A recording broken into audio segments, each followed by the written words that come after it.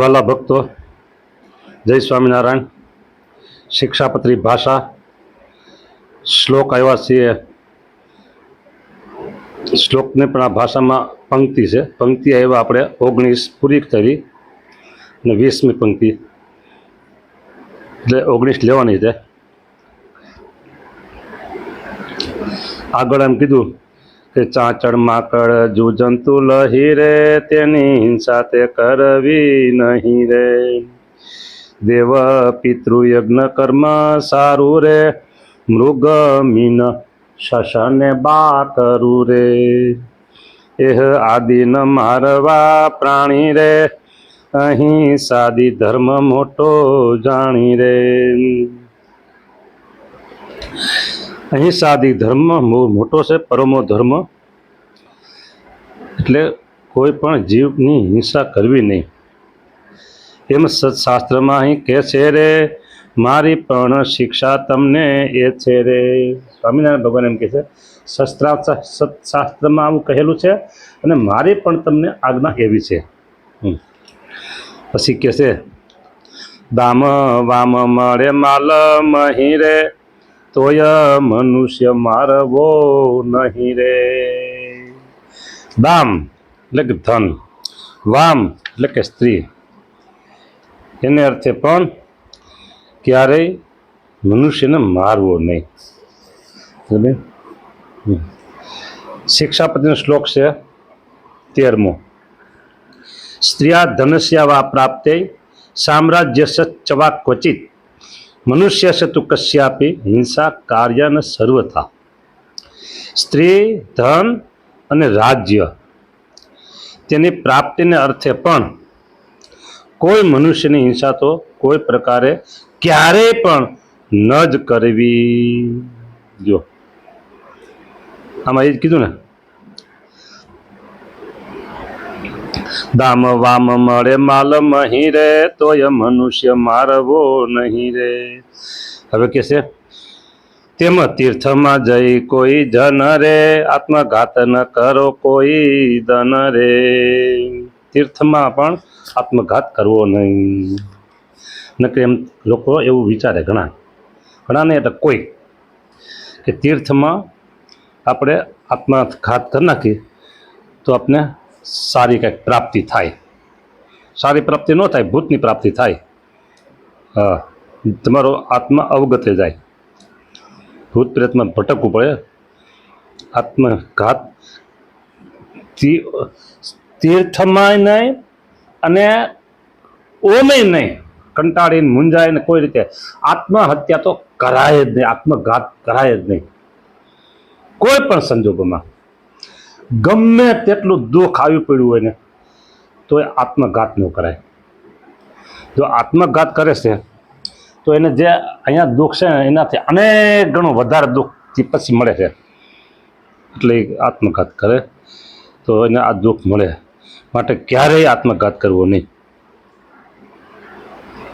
પછી કે છે, ક્રોધ કરી ન તજવું તન રે, એહ માનો શિક્ષાના વચન રે. અયુક્ત કર્મ થાય જો કાંઈ રે, તો એ મરવું નહીં મુંજાય રે. વિષ ફાંસી કુવે પડી તન રે, નહીં મરવું ભેરવ જંપે જન રે. જો આમાં હું મૂળ શ્લોકમાં શું કીધું કે આત્મઘાત તો તીર્થને વિશે પણ ન કરવો. વાત પૂરી થઈ ગઈ. પછી કે ક્રોધે કરીને ન કરવો. બીજી વાત. ત્રીજું કે ક્યારેક કોઈ અયોગ્ય આચરણ થઈ જાય, હા, લોકમાં આબરૂ વહી જાય, આબરૂ જાય એવું કોઈક અયોગ્ય કામ થઈ ગયું હોય, પછી એમ કે હવે શું કરું, મોઢું કેમ દેખાડું, એમ કરીને મૂંઝાય ને તો આત્મઘાત કરે લોકો. એમ નહીં કરવાનું. પછી કે ઝેર ખાઈને ન કરવાનો, ગળે ટૂંપો ખાઈને નહીં કરવાનું, કૂવે પડીને નહીં કરવાનો, અને પર્વત ઉપરથી પડીને પણ આત્મઘાત કોઈ રીતે કરવો નહીં. મને વાત કરવા જેવી કરું ન કરું એમ નહીં, કરી નાખું, બીજું કાંઈ નથી એમાં. રાજકોટ ગુરુકુલમાં હું સાધુ હતો. અને વાત એવી છે બધી પૂર્વાશ્રમની, એમાં પૂર્વાશ્રમના ગામમાંથી એટલે આ દેહની જે જન્મભૂમિ પૂર્વાશ્રમ, ત્યાંના છોકરા ભણવા આવેલા રાજકોટ ગુરુકુળમાં. એટલે એ તો આવ્યો ત્યારથી મને ઓળખતા નહીં, હું તો ઓળખતો ન હોય કોણ ભણવા આવ્યું કોણ નથી આવ્યું. એટલે એને મને મળવાની ઈચ્છા, એને બધું આમ જાણતા હોય કે ફલાણા ફલાણા ફલાણા ફલાણા આ સાધુ છે એમ. હું બગીચામાં સેવા કરું એટલે રમવાના સમયમાં છોકરા બગીચામાં સેવા કરવા આવે એમાં ભેગા એ આવ્યા. હવે એને તો કાંઈ શોખ પછી કહેવાય નહીં, બધી સંતોના નિયમ પ્રમાણે એ બધે થોડી થોડી ખબર હોય એટલે આપણે કેમ વાત કરવી. એમ કરતાં કરતાં 2 દી 3 દી સેવા કરવા આવે, એમાં છોકરા બધી વાત કરી કે આ ફલાણા ગામનો છે, આવડો આ છે, એટલે સારું. એટલે ભાઈ મેં ત્યાં રજપૂત દરબાર એ બધાય આડોશી પાડોશી હોય, મને ઓળખતા હું એને ઓળખતો હોઉં, પણ દેહના સંબંધી નથી એટલે વાત કરવાનો વાંધો નહીં. પછી વાત કરતાં કરતાં એ છોકરાએ 2 વાત મને કરી.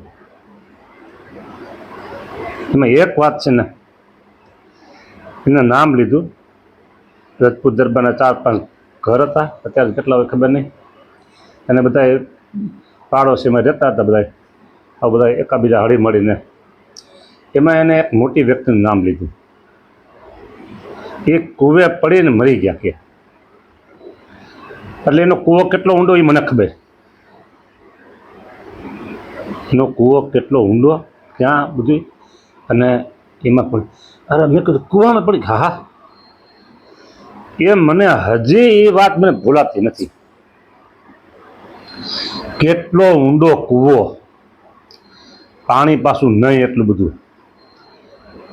અરે ભાઈ, અરે પાણી હોય તે ઉપરથી પડે તો પાણી ગમે એટલું હોય નીચે ફટ દઈને તળિયે વહી જાય, તળિયે લાગે.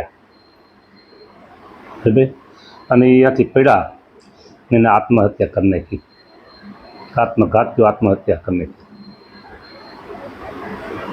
બીજું તો શું છે કે હવે આ દેહના કોઈ સગા સંબંધમાં કોઈ આવતું નહોતું કાંઈ, પણ છતાંય એક પાડોશી તરીકે અને રાતની બધે ભેગા બેસતા ઉઠતા હોય, એટલે મને એમ થયું અરે એને જન્મ કોઈ નહીં. એક વાત છોકરાએ એ કરી. પછી બીજી વાત એમ કરી, બીજી કે નામ થામ લઈને એને વાત કરી. એટલે મેં કીધું અહીંયા ભાગવતની કથા થતી ને રોજ સાંજે થતી, એટલે હું અહીંયા સાંભળવા હું જાઉં દરરોજ નાનપણથી, મને કથાનો શોખ. એટલે મેં એનું પૂછ્યું તો કે એને લાઇટનો શોર્ટ લાગ્યો અને આખા ગામમાં ઝટકો પણ આવ્યો, અને ત્યાં લાઇટનો શોર્ટ લાગ્યો અને કૂવામાં કંઈક કામ કરતા હશે ને એમાં પડી ગયું મરી ગયા. લાઇટનો શોર્ટ લાગ્યો. હા, એ તો એને મેરે નથી મળ્યા, એટલે એની દુર્ગતિ ન હોય, કામ કરતાં અજાણતા એને શોર્ટ લાગ્યો. પણ એ એક ધ્રાસકો આપણે તેથી લાગ્યો થઈ આમાં, આમ મૃત્યુ થયું ને. એટલે પછી એને 2 જણા કીધું, તો એને છોડાવવા ગયા એના માતુશ્રી, તો એ ચોંટી ગયા કે. હા, આવી રીતે લાઈટ એ તો અકસ્માત કહેવાય, પણ કૂવે પડીને મરવું નહીં, તેમ પર્વત ઉપરથી પડીને પણ આત્મઘાત કરવો નહીં. સ્વામિનારાયણ ભગવાનની આવી આજ્ઞા છે.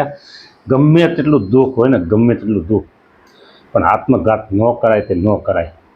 હા, નકર જે આ કૂવામાં પડી મરી ગયા ને, એ તો ખેતી ઘણી, આમ તો સુખી, પૈસો ઘણો, બધુંય સારી રીતે, બધુંય બધી રીતે સુખી. હા, નામ કહેવાય સુખીમાં એમ એવા. હવે કુટુંબમાં શું થયું હોય ભગવાન જાણે. તો હું તો ત્યાર પછી ઘણા વર્ષ પછી મને તો સમાચાર મળ્યા. મહારાજ કહે છે આવી રીતે આત્મઘાત કરવો નહીં કોઈ રીતે. એક એ, અને એક બીજો મને ફટકો લાગ્યો. હું નામ નઠામ આખું નહીં લઉં, કારણ કે એને કદાચ કોઈ આમાં ઓળખતા હોય. આમ તો વિદ્યાનગરની બાજુનું ગામ, અને સત્સંગી યુવાન, 6 મહિના 8 મહિના લગ્ન થયા છે, આશરે એટલું થયું છે લગ્નને. અને છોકરો એટલો હરિભગત, સત્સંગી, એટલો ભગવાન હેતવારો. હા, જે કાંઈ કામ ધંધા કરતા હોય છે એ કરે, ધંધા રોજગાર, અને પછી બાકીનો સમય બધો એ તે દી આ યુટ્યુબ નહોતા એટલે કેસેટોની કથા સાંભળે, ભજન કરે, ધ્યાન કરે, માળા કરે. તો આમ ભગવદી છોકરો કહેવાય ને એવો. અને એને ભાઈ ખબર નહીં શું થયું, આત્મહત્યા કરી નાખી. એમના પત્ની હતા પણ પત્નીને ખબર ન પડી શું કામ આત્મહત્યા કરી, એને કંઈ ખબર ન પડી. ઘરમાં કોઈ ઝઘડો નહીં, કલેશ નહીં, કજા કશું કાંઈ નહીં. ઘરમાં કોઈ એના માતા પિતા બધા મેળા, કોઈ પ્રકારનો કંકાસ નહીં, કોઈ ઝઘડો નહીં, પતિ પત્નીને ઝઘડો નહીં. બરાબર. એની પત્ની કે મને આમાં કાંઈ ખબર નથી કે. એટલે એમાં વાતો સાથે આપણે મળે ને કે આપણે થોડીક મોટી વાતો કરી હોય. હા. પછી હરિભગત હતા, શું કરું. પછી આપણે તો કીધું આપણે એક ભક્ત ચિંતામણીનો અનુષ્ઠાન કરી નાખો કીધું. પછી અમે ગયા અને ભક્ત ચિંતામણીના એક દિવસનો પાઠ કર્યા, પૂજન કર્યું.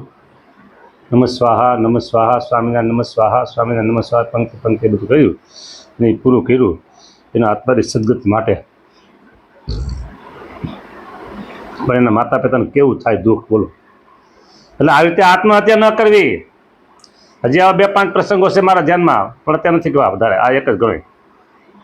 પાછળથી એ જો આત્મહત્યા કરે છે ને એમાં પાછળથી જે લોકો એના સંબંધી પરિવારજનો છે એને દુઃખ થાય. અરે આમ થયું. છોકરા સયા હોય તો કેટલું દુઃખ થાય. અહીંયા આ દુઃખી અને આત્મહત્યા કરીને જે મર્યો એને તો પારાવાર દુઃખ છે. પાછું પારાવાર દુઃખ છે.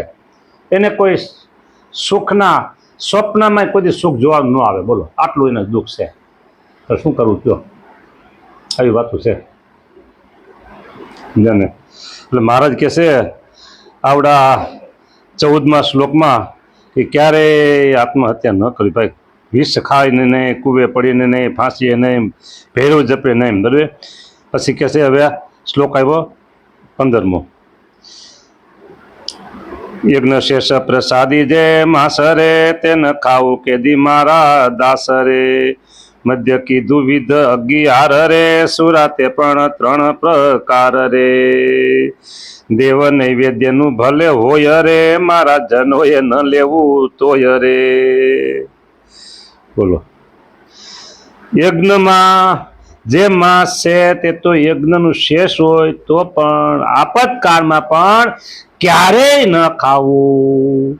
અને 3 પ્રકારની સુરા અને 11 પ્રકારનું મદ્ય તે દેવતાનું નૈવેદ્ય હોય તો પણ ન પીવું.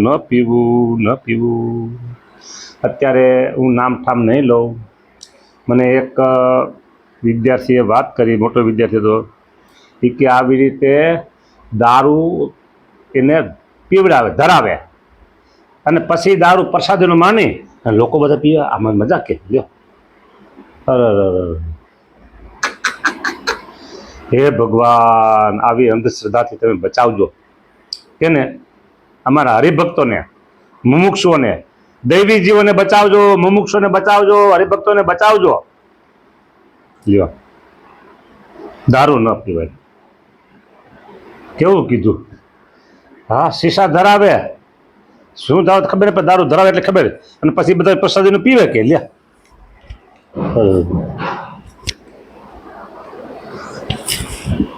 આજે દારૂ, માંસ, બધે ચોરી, લૂંટફાટ, બળાત્કાર, વ્યભિચાર, આના જે દુઃખ છે ને મર્યા પછી ઓહો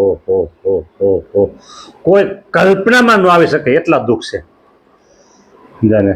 એટલે મને તો એમ થાય, હે ભગવાન સ્વામીને કાલે મેં પ્રાર્થના કરી હતી, આજે પ્રાર્થના કરું છું. હે ભગવાન, જે દૈવી જીવ હોય, ભલે આપણા સત્સંગી નથી પણ દૈવી જીવ હોય, કોઈ એવા મુમુક્ષુ જીવ હોય, હે મહારાજ આને તમે બચાવજો પ્રભુ, બચાવજો. અને તમારા શરણે ખેંચી લાવજો મહારાજ, તમારા શરણે ખેંચી લાવજો એને પ્રભુ.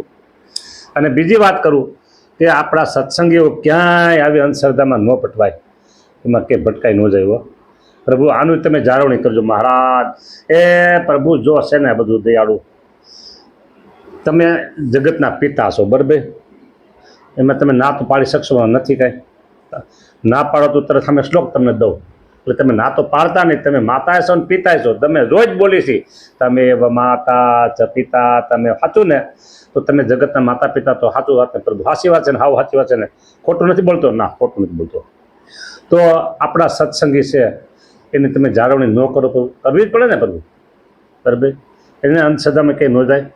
અને બીજા દૈવી જીવ હોય હવે મહારાજ, એને તમે સત્સંગમાં લાવજો. મુમુક્ષુ જીવ હોય એને તમે સત્સંગમાં લાવજો, જ્યાં જ્યાંથી હોય ને મહારાજ, ગમે ત્યાંથી મહારાજ. અને પછી છેલ્લી બાકી મહારાજ કોઈ ન મળે ને તો મારો ભેટો કરાવજો મહારાજ, બસ ને આટલું તમને કહું. વિશ્વભરમાંથી દૈવી અને મુમુક્ષુને મહારાજ ખેંચી ખેંચીને લાવજો અહીં કે, બસ ને. હા, વિશ્વભરમાંથી, દુનિયાભરમાંથી. પણ એને તમે જાળવણી કરજો, એને બચાવજો, ઉગાડજો, એ સારા દુઃખી ન થાય. ભાત, દારૂ, વ્યભિચાર, માંસ, ચોરી, આનાથી પ્રભુ તમે બચાવજો અને સત્સંગમાં ખેંચી લાવજો, બરાબર? અને ત્યાં એને યોગ ન મળે, દયાળુ મારો નંબર એને આપી દેજો, મારો યોગ કરાવજો, મારી પાસે મોકલી દેજો એને. લ્યો, આ તમને જવાબદારી મેં આ તમને હોપી પ્રભુ, આ મેં જવાબદારી તમને હોપી બધી. જય સ્વામી નારાયણ. રાજી રહેજો મહારાજ. હું તમારો બાળક છું, હું તો તમારો લાડલો છું મહારાજ, એટલે હું તો તમે આપણે લાડ કરું ને આવી રીતે બધાય. હા, હું તો તમારો લાડલો છું, આવું તમે કીધું છે મને, એટલે મેં તમને કીધું આ કે તું મારો લાડલો છો, એમ તમે કીધું છે મને. હા, ખોટું નથી બોલતો ને પ્રભુ, જોવાજી આ તમે જ કીધું તું કે તું તો મારો લાડલો છો, એટલે વાત કરી. જય સ્વામિનારાયણ.